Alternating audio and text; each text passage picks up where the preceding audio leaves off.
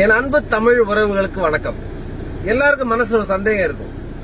இந்த ஆள் ரொம்ப குண்டு குண்டுன்னு இருக்கிறாரு, கொழு கொழுன்னு இருக்கிறாரு, ஹெல்த்தியா இருக்கிறாரு.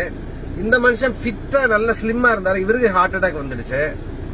இந்த ஆள் பாக்கெட்டா சிகரெட் ஊதுறாரு. இந்த ஆளுக்கு எந்த கெட்ட பழக்கம் இல்லாம இருக்கிறாரு. கெட்ட பழக்கம் இல்லாத ஆளுக்கு ஹார்ட் அட்டாக் வந்துட்டு இவருக்கு நல்லா இருக்கிறாரு.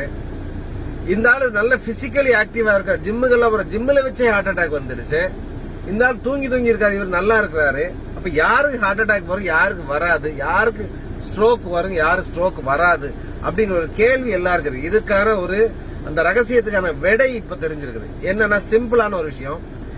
நம்ம நார்மலா கொலஸ்ட்ரால் டெஸ்ட் பண்ணி பார்ப்போம் இல்லையா?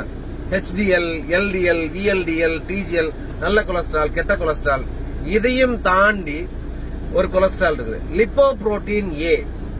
இது எல்லாரும் உடம்புல இருக்கு. இந்த அளவை வச்சுதான் இந்த ஆளுக்கு ஹார்ட் அட்டாக் வர்றதுக்கான வாய்ப்பு ஜாஸ்தியா கம்மியாங்கிறது முடிவாகுது.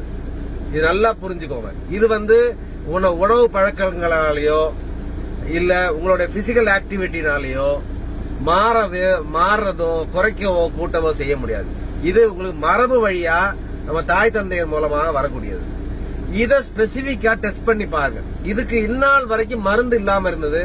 இதுக்கு இப்ப ரீசெண்டா மருந்தும் கண்டுபிடிச்சிட்டாங்க.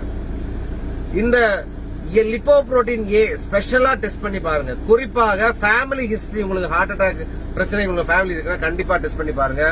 இந்த அளவு 14 மில்லிகிராமுக்கு கீழே இருக்குன்னா உங்களுக்கு ஹார்ட் அட்டாக் வராது.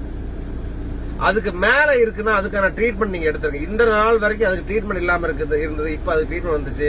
உங்க டாக்டர் சொன்னா தெரியும். இன்ஜெக்ஷன் ரிப்பாத்தான் ஒரு இன்ஜெக்ஷன் வந்திருக்குது.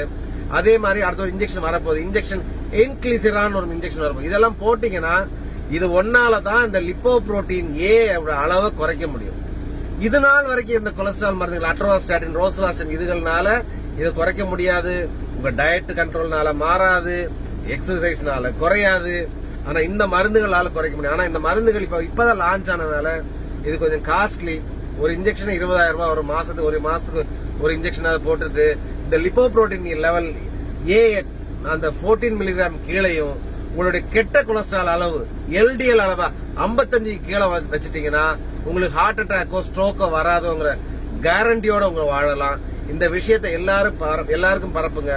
வசதி வாய்ப்புகள் இருக்குதுன்னா கண்டிப்பாக இந்த அளவை டெஸ்ட் பண்ணி பார்த்து லிப்போப்ரோட்டீன் A, LDL இது ரெண்டையும் டெஸ்ட் பண்ணி பார்த்துட்டு அந்த நார்மல் லெவல்ல விடையும் ஜாஸ்தியா இருந்தா அதுக்கான இன்ஜெக்ஷன் போட்டுட்டீங்கன்னா நீங்க சேஃபா இருக்கலாம்.